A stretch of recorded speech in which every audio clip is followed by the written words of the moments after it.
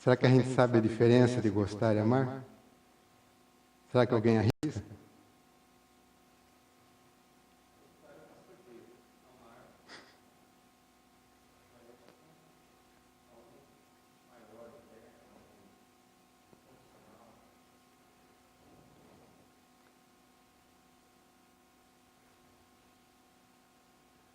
Quando você gosta de uma flor, a arranca e leva para casa para decorar.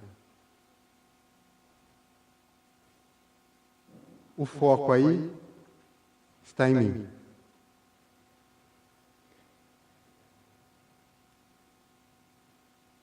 Quando a gente ama, a gente rega e cuida. O foco está no objeto do nosso amor.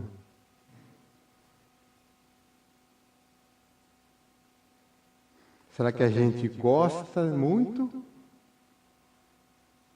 Ou ama muito? Ou gosta um pouco e não ama nada? Como será que é a vida da gente?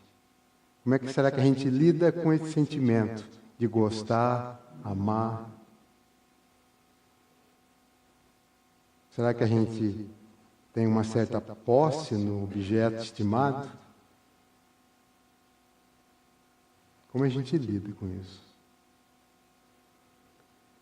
Hoje vai ser uma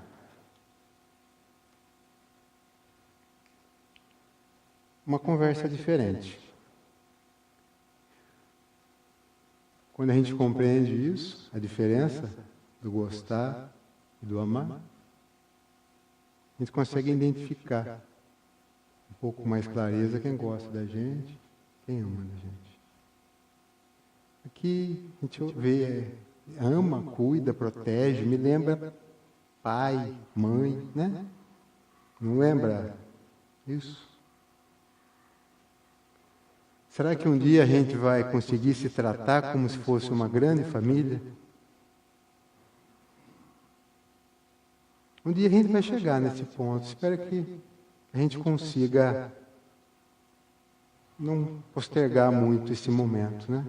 Apesar que toda a evolução sólida, ela demora e devagarzinho. Eu vou contar uma historinha e a gente depois vai tentar colocar aqui dentro da nossa casa. Tem uma coisa que eu gostaria de falar, antes de contar essa historinha, sobre a verdade. Alguém sabe qual que é a verdade? Qual é o sentido da vida? Alguém conseguiu descobrir por que Deus nos criou?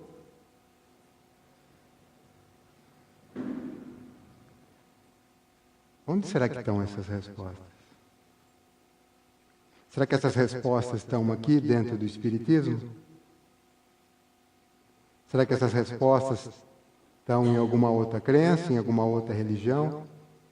Onde será que estão essas respostas? Será que elas estão num lugar só?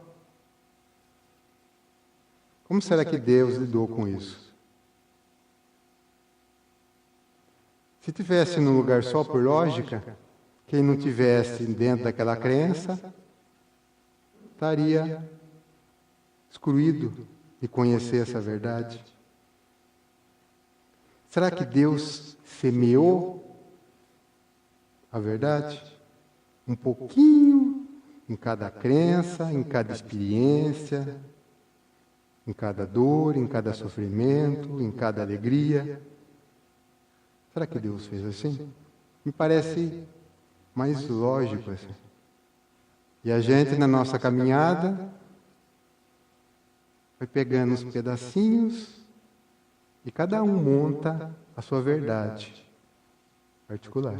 Porque cada um tem a sua verdade. Lá na frente, todas as nossas verdades vão ser únicas, vão ser a mesma. Mas por enquanto, cada pessoa aqui tem a sua verdade própria. Está construindo a sua verdade. Está construindo o seu sentido de vida. Hoje eu vou falar de uma verdade, um pedacinho de uma verdade, um pouco diferente. A caminhada do príncipe. E vamos colocar isso no tempo e no espaço. 500, 600 anos antes de Cristo, na Índia. Tá? Há muito tempo atrás. Não se tinha ainda o Cristo. Tinha um reino, um rei muito poderoso, que tinha um filho único. Ele gostava muito desse menino e preparava ele para ser o seu sucessor. Nesse país, eles têm uma divisão social bem diferente, bem estranha para a gente. São castas. E ele era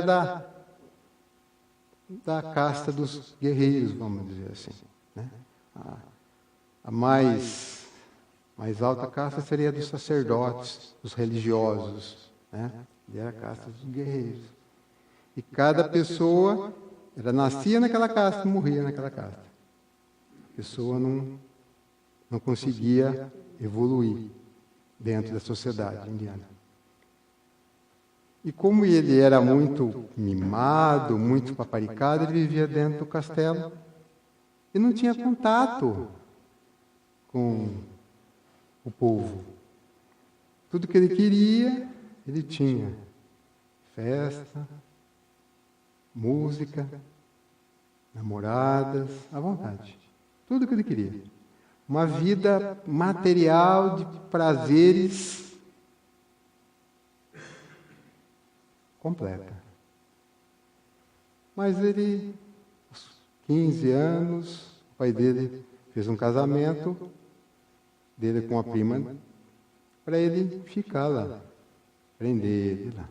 Ele queria que ele sucedesse e conquistasse novas terras. E a vida foi passando, o tempo foi passando, e ele começou a se sentir um pouco incomodado. Acho que faltava alguma coisa na vida dele.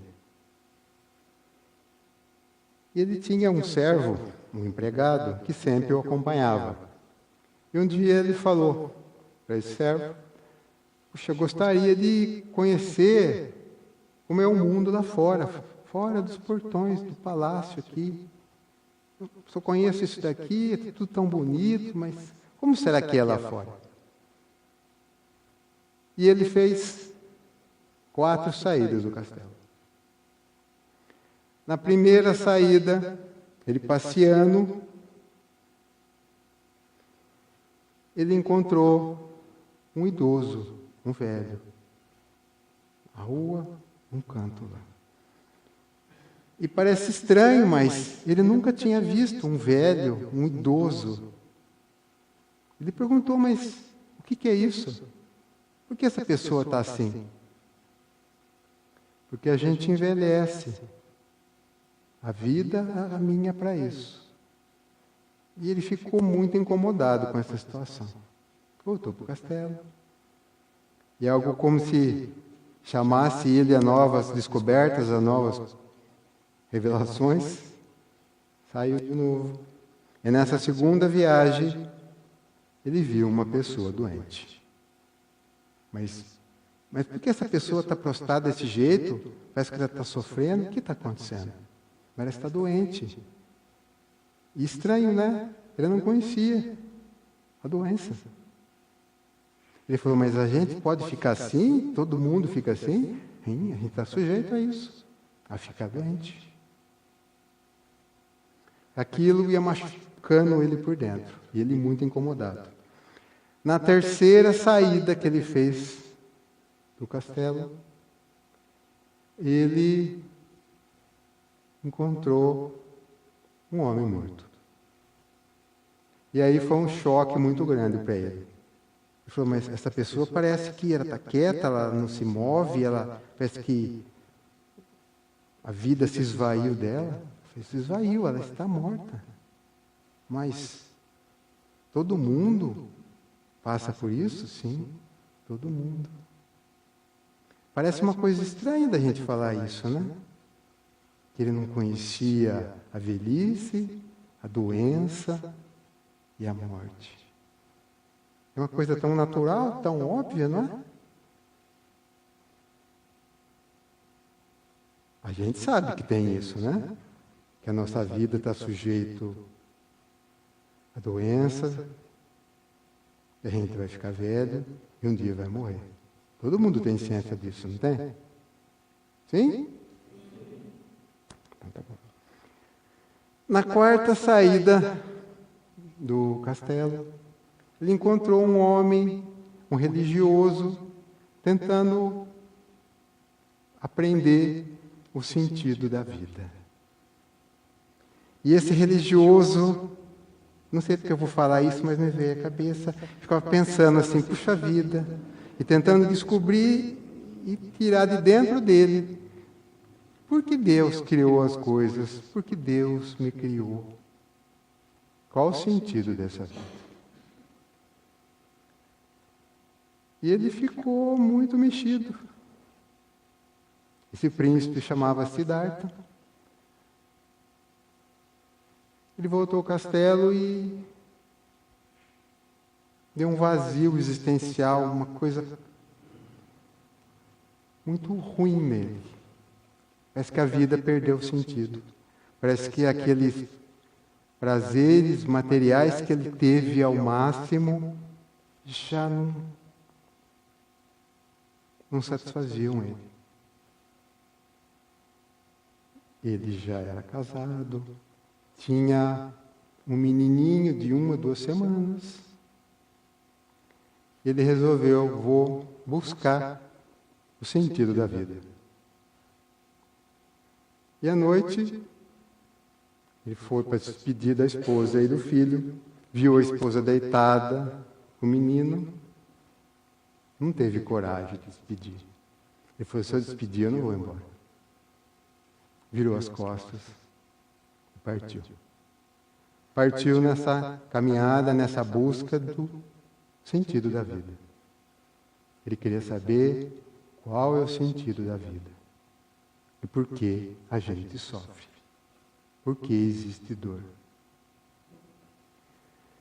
E ele encontrou religiosos lá fora. E esses religiosos, eles tinham uma técnica estranha, no meu ver, que se é o corpo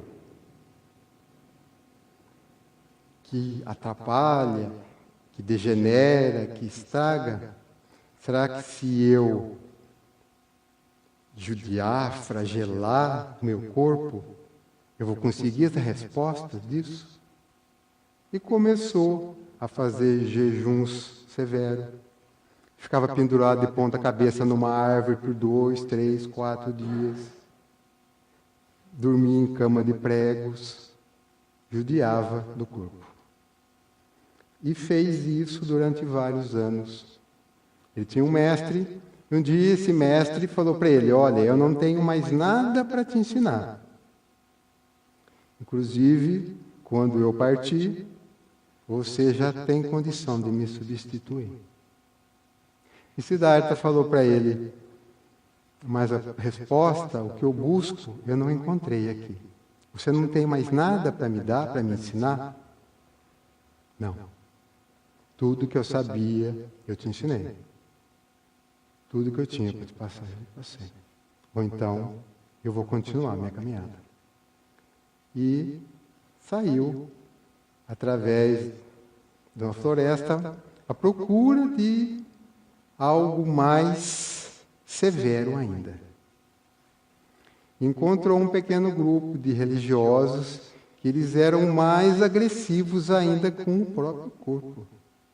Comia uma castanha por dia, ficavam 3, 4 dias sem tomar água, e ele ficou mais alguns anos nisso. Pela literatura, o aspecto dele era cadavérico. E ele No final, para resumir a história, ele estava à beira de um lago, com sede, mas porque ele estava judiando do próprio corpo dele, ele não tomava água. Apareceu uma jovem e deu arroz doce para ele. Ele lembrou da mãe dele, que dava arroz doce quando ele era criança. E aquela memória afetiva, ele aceitou isso. Os amigos dele que estavam próximos não gostaram disso. Falaram que ele era mimado, que ele tinha quebrado o rigorosismo dessa religião. E nessa experiência, ele aprendeu uma coisa. Ele já tinha o máximo de prazeres físicos. Já tinha o máximo da dor física. Já tinha castigado e quase se suicidado. E ele descobriu o famoso, sabe o que é, Zé? Caminho do meio. Nem lá, nem cá. A virtude e o caminho está no centro. Porque as extremidades, os extremos da nossa vida, das nossas posturas, só trazem dor e sofrimento. E nessa busca, ele codificou as 4 nobres verdades. E essas 4 nobres verdades giram tudo em torno do sofrimento. Ele foi um especialista, um estudioso no sofrimento. A primeira grande verdade é a verdade do sofrimento. O que isso quer nos dizer? Tentar traduzir isso. Ela nos diz que a vida está em constante mudança. Tudo passa, nada é permanente. Hoje é noite, amanhã é dia, tem as estações do ano, tem sol, tem chuva. Nada é permanente, tudo modifica. Tudo na natureza se renova, se transforma, inclusive a gente. A grande origem do sofrimento é o nosso apego à permanência e a resistência à mudança. O que é isso? Apego à permanência. Eu sou casado, tenho minha esposa, tenho meus filhos, mas um dia alguém pode partir. Não pode? E era eu que não vejo isso, mas pode acontecer. E esse apego a essa mudança que pode acontecer, todo mundo está sujeito. Uma coisa absurda, um dia eu vou morrer. Morrer não, né? Desencarnar, porque morrer a gente não morre, né? E a gente resistir a isso. O nosso, ele coloca como pequeno eu, pequeno ego, o nosso egoísmo faz a gente sofrer. A segunda grande verdade é a origem do sofrimento. De onde vem o sofrimento? A resistência que temos à mudança existe pelo nosso apego e pelo desejo. O apego é a nossa zona de conforto, né? Quem não gosta de uma zona de conforto? E o desejo. Desejo. Vocês já perceberam que quando uma pessoa tem mais dinheiro, parece que aquilo não satisfaz, e parece que ela sempre quer mais, quer mais, quer mais. Se a gente for parar para pensar, parece que as coisas materiais ou os desejos de sensações materiais, eles são muito pontuais. Eu quero comprar um carro novo, vou ao trabalho e comprei um carro. Andei uma semana, o carro já não é mais novo. Parece que aquilo já... E a gente pode extrapolar isso para todas as nossas sensações, os nossos desejos, quando a gente está com fome, quando a gente está com fome de alimento, quando a gente está com fome de sexo. Não é só na hora, acabou. É assim. Todas as coisas materiais, ela tem droga também, né? Não sei, nunca usei, mas teoricamente, que o pessoal fala, quando você usa, está loucão, está satisfeito, está contente, depois... Então, tudo que é material deixa uma sensação eufórica e naquele momento. Depois, falta alguma coisa. E nesse falta alguma coisa, a gente sempre procura ganhar mais dinheiro, fazer mais sexo, comer mais. Essa equação não se sustenta. Se a gente for nesse caminho para tentar se realizar, a gente sempre vai sofrer. Será que a gente faz isso?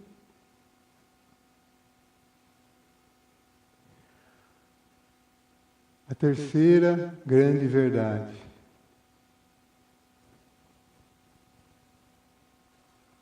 A verdade do fim do sofrimento. Será que existe uma maneira da gente encarar isso de um outro modo e deixar de sofrer? Diz que sim. O fim do sofrimento atribuído ao abandono daquilo que imaginamos ser. A gente idealiza um mundo, quer controlar, mas a gente consegue controlar alguma coisa? Sabe que no passado eu pensei e até tentava controlar. Mas é interessante, eu estou aqui falando, posso cair morto aqui, ó. E aí? O que eu controlo? Nada. A gente não controla nada. O que a gente pode, deveria tentar controlar é a gente. Essa é a grande luta. Tentar se controlar.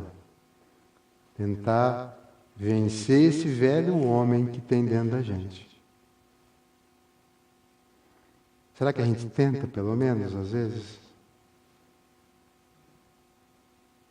Porque falar é fácil.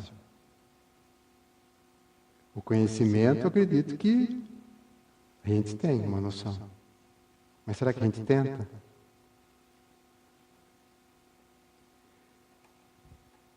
E a quarta e última grande verdade: qual é o caminho que leva ao fim do sofrimento? E ele fala numa frase bem... Nada mais, nada menos do que a morte do ego. O que é esse ego?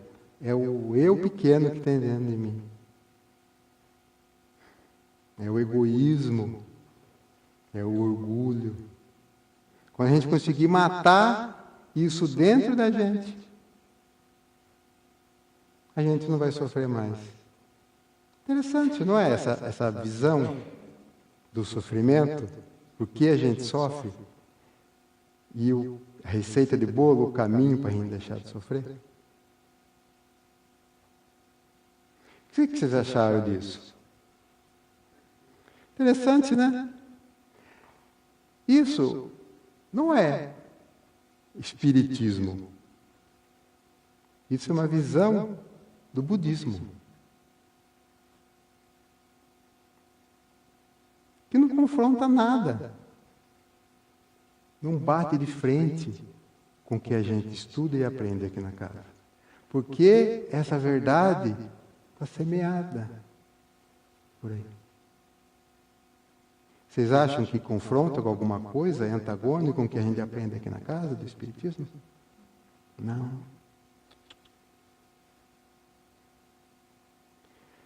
E, caramba, eu falei que ia falar pouco, hein? Zé, 1h30 no mínimo hoje.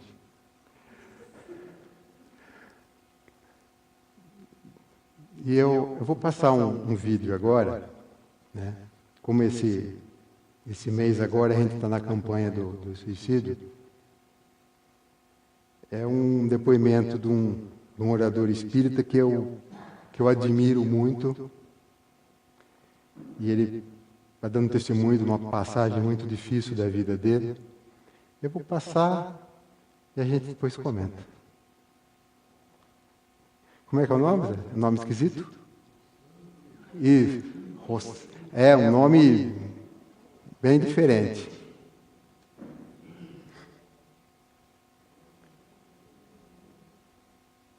Quando eu fui escrever esse livro, O Tempo do Encontro, a necessidade e o papel do deserto em nossas vidas, eu terminei muitas coisas, mas eu não consegui entregar para o pessoal da FEEC. Bom? E aí uma angústia tomava conta de mim até que um dia eu sonhei. Eu sonhei com uma música que eu fiz no momento de profunda dor, quando eu um dia cheguei para minha mãe, com 20 e poucos anos, e disse: mãe, eu vou sair de casa. E ela disse: meu filho, não saia, vai dar tudo errado. Tudo errado. Não, mas eu vou sair, vai dar certo. Ele olhou para mim e fez: eu queria lhe pedir uma única coisa. Não importa como você esteja, quando você perceber que tudo deu errado, volte para casa, que a gente começa tudo de novo. Não importa. Eu: não, tudo bem. Achando que ela faz maior drama. Mãe, chantagista pra caramba, vocês sabem disso, né? Aí eu fiz: tudo bem. E um último pedido: volte vivo. Aí eu: poxa. 7 meses depois, eu já era espírita. Eu tinha perdido tudo. Todas as pessoas. Eu tinha deixado o movimento espírita. Eu estava com uma dor tão profunda, um sofrimento tão atroz, que eu morava num apartamento e 3 noites eu fiquei na varanda calculando como cair para morrer, porque era 4º andar. Então podia que eu ficasse paraplégico, então tinha que cair assim para torar o pescoço e morrer, não, né? E aí toda vez que eu pensava em me matar, eu dizia: mas meu Deus, eu não morro. Eu li Memória de um Suicídio, vou acabar com minha mãe. E aquela angústia, vontade de pular imensa. 3 vezes. Graças a Deus, por ser espírita, eu acho que somente por isso, por saber que não existia morte, eu não me matei. E com muita vergonha, mas muita vergonha mesmo, eu voltei para casa. Mas não houve julgamento, houve um silêncio. Eu lembro que meu irmão mais velho estava em casa e ele sentou no sofá e fez só vindo assim: senta aqui no meu colo. E pronto, ficou me afagando. Talvez ele nem lembre disso, mas eu lembro, porque já estava doendo demais para ser acusado. Eu queria só ser acolhido. Eu estava com muita vergonha, não queria nem voltar para o movimento espírita. Tinha aberto recentemente uma casa espírita lá chamada Corrente Esperança. Então eram pessoas que nem sabiam quem eu era. Aí eu fui para lá, comecei a frequentar, ir para as reuniões, assistir as palestras e tal. E um dia eu estou lá e a pessoa que diz: olha, o presidente do centro queria falar com você, vem aqui. E aí eu entrei na sala mediúnica, ele estava incorporado como mentor da casa. E eu nunca tinha contado para ninguém que eu tinha tentado me matar, porque eu tinha tanta vergonha disso. Quando eu coloquei isso no livro, Fátima me disse: Rossandro, se prepare, porque algumas pessoas vão ser consoladas, mas outras vão te criticar. Eu pensei: eu prefiro me concentrar nas que podem se sentir identificados com minha normalidade de humano que sou, porque a gente não é melhor do que ninguém, porque está aqui em cima. Porque o ouvido mais próximo para escutar o que eu falo é o meu. Quem mais precisa do que está sendo dito aqui sou eu. E aí o mentor disse: meu filho, você deu trabalho a gente. Aquelas 3 noites nós estávamos do seu lado e ninguém ia deixar você pular, porque nunca esqueça do que Paulo disse: nada no mundo vai nos afastar do amor de Deus. Nada. E aí eu percebi a importância do deserto. Seus títulos não valem nada. Seus amigos influentes não valem nada. Seu pseudo-conhecimento não vale nada. Ninguém entra com você lá. Deus também não entra, porque Deus já está lá, lhe esperando, para lhe reerguer, para forjar uma nova criatura, para depois dessas experiências de idas e vindas do distanciamento do Pai Celeste, a gente possa se encontrar. Porque quando eu encontro Deus, eu lembro que sou dele filho e sou dele imagem e semelhança. Encontrar Deus é reencontrar-se. Encontrar Deus é se soerguer. Nós fomos convidados por Jesus a encarnar no Brasil com uma tarefa de nos curar a alma. Sendo o Brasil um hospital, é muito estranho que a gente espera que aqui não seja um lugar cheio de doentes. Esse centro de convenções nada mais é do que uma sala de recepção de emergência da UPA Celeste. Nós somos a prova viva de que essa doutrina nos transforma e de que esse país nos acolheu.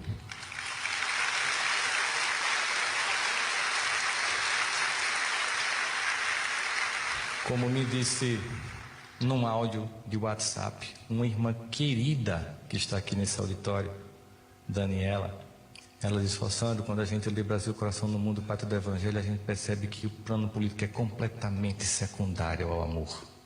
Completamente secundário. Nós não vamos desistir do Brasil. Nós não vamos desistir do amor. Também não vamos desistir do Cristo. Ele de nós jamais desistirá.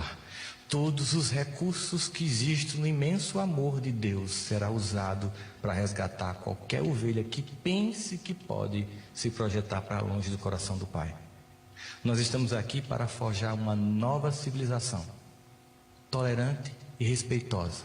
Mas falta em nós a ética da vida cotidiana, os pequenos gestos de dignidade, para que a gente também sinta orgulho da civilização que nós construímos. Muita paz, meus irmãos.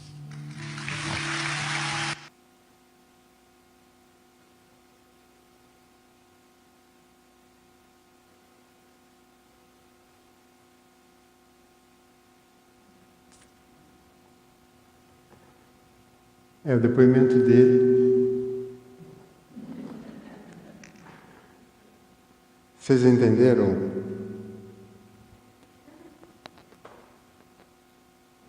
Deu para entender o vídeo?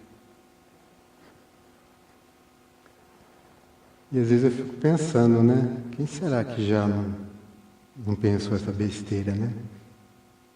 Em desistir. Em meter o pé na jaca. Em falar, não dou conta, chega.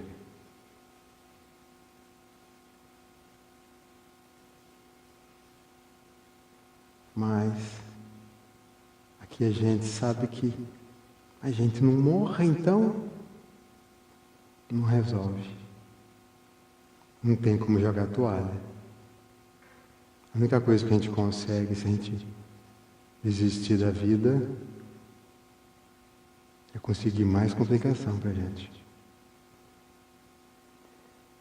E uma coisa interessante desse vídeo, desse depoimento dele, é o suporte que a gente não tem, né? Mas eu achei interessante a gente ver que o plano espiritual está tentando interferir, nos intuir, nos ajudar.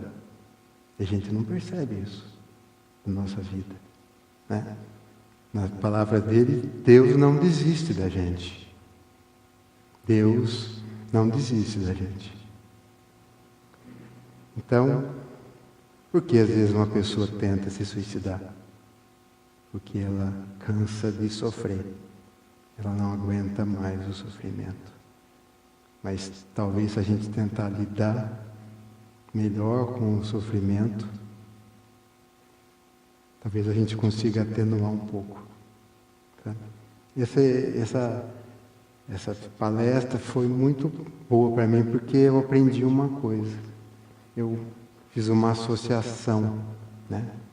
É como se a vida fosse a gente nadando. Eu, como sou ruim de nadar, normalmente eu não consigo tirar a cabeça fora da água, né? Tem gente que consegue, né? Nada bonito. Eu sou burrão, não consigo fazer isso legal. Mas quando eu consigo virar a cabeça e respirar, é como se fosse um momento alegre, um momento bom da vida da gente. E isso dá força para a gente tentar nadar mais um pouco.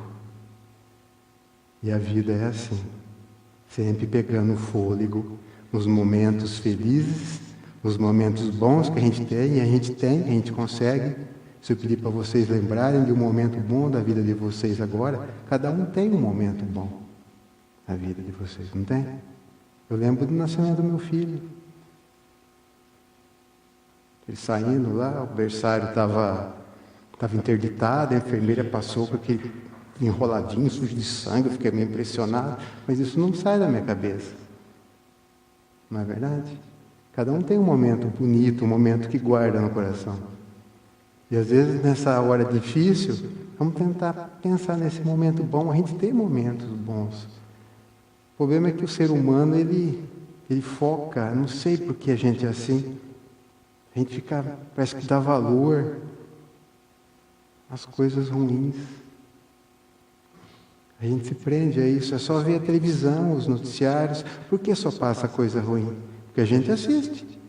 Se a gente não gostasse, não assistisse, eles iam mudar a programação, ia passar outras coisas. Por que a gente é assim? Eu só falo que o mal, ele é tão insignificante que a gente não deve fazer publicidade dele. O mal deve calar com a gente. A nossa boca só sai coisas boas. O mal cala dentro da gente.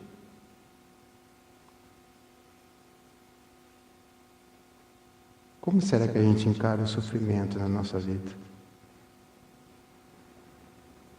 Será que essa reflexão de hoje serviu para fazer a gente pensar um pouquinho que existe uma maneira diferente de lidar com isso?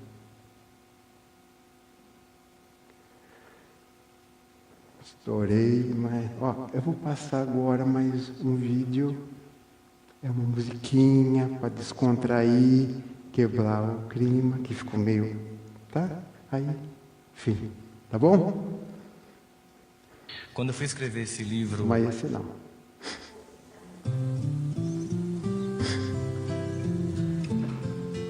Aqui, onde o rio abraça a floresta e onde as águas beijam as árvores, a gente sente como nunca a presença eterna de Deus e a insignificância do homem, que será enorme se ele não tiver a certeza de que cada ser humano carrega em si o dom de ser capaz de ser feliz.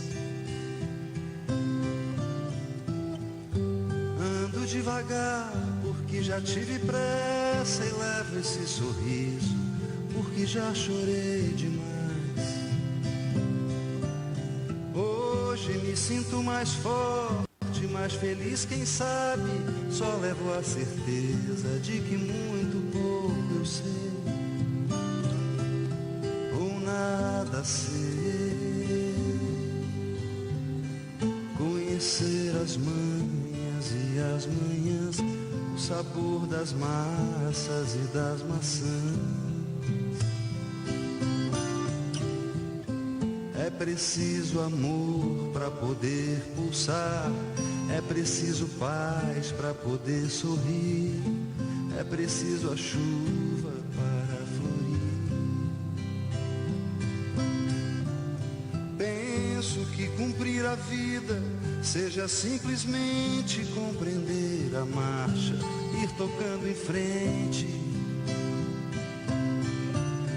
Como um velho boiadeiro levando a boiada, eu vou tocando os dias, pela longa estrada eu vou. Estrada eu sou. as manhas e as manhãs, o sabor das massas e das maçãs. É preciso amor para poder pulsar, é preciso paz para poder sorrir, é preciso a chuva para florir. Todo mundo ama um dia, todo mundo chora, um dia a gente chega, o outro vai embora. Cada um de nós compõe a sua história e cada ser em si carrega o dom de ser capaz de ser feliz.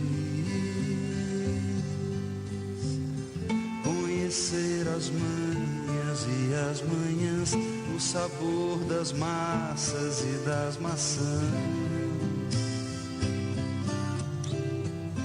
É preciso amor para poder pulsar, é preciso paz para poder sorrir, é preciso a chuva para florir. Ando devagar porque já tive pressa e levo esse sorriso porque já chorei demais. Cada um de nós compõe a sua história e cada ser em si carrega o dom de ser capaz de ser feliz.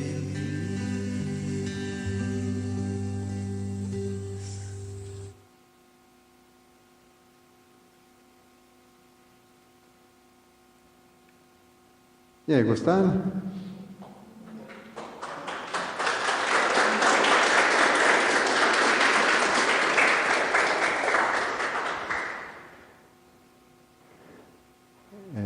Apesar do assunto ser meio espinhoso, mas a nossa obrigação aqui é sempre mostrar a luzinha no fim do túnel. Deus assim pra gente. Assim.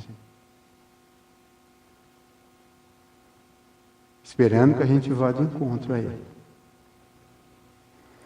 Apesar das situações difíceis que a gente passa em nossa vida, realmente a dor vai existir. O sofrimento às vezes nos pega desprevenido. Mas a gente não pode se desesperar, tentar abandonar a jornada. Porque a gente não consegue fazer isso. Nosso destino é encontrar lá na frente o Criador. Caminhar até Ele. E lá na frente ajudar Ele. Porque hoje a gente está precisando ser ajudado. Todo mundo aqui precisa ser ajudado. De uma maneira ou de outra. Mas a gente conseguisse se doar, se ver como irmão mesmo, essa jornada se tornaria menos espinhosa.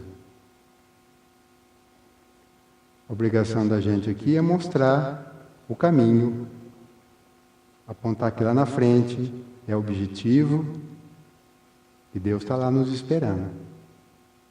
Agora, cada um de vocês, de mim,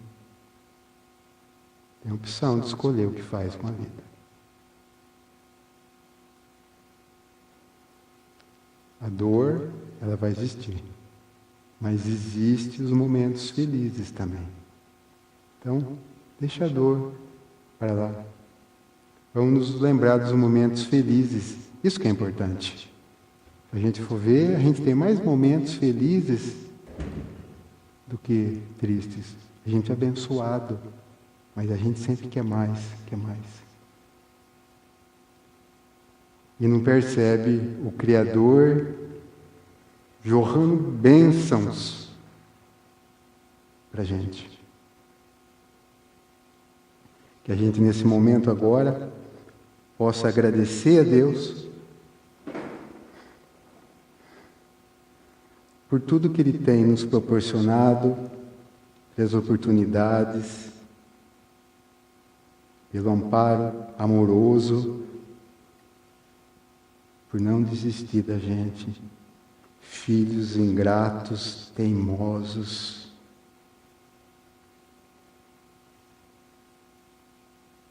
Que Jesus, que é o nosso exemplo, sempre esteja do nosso lado, nos dando força,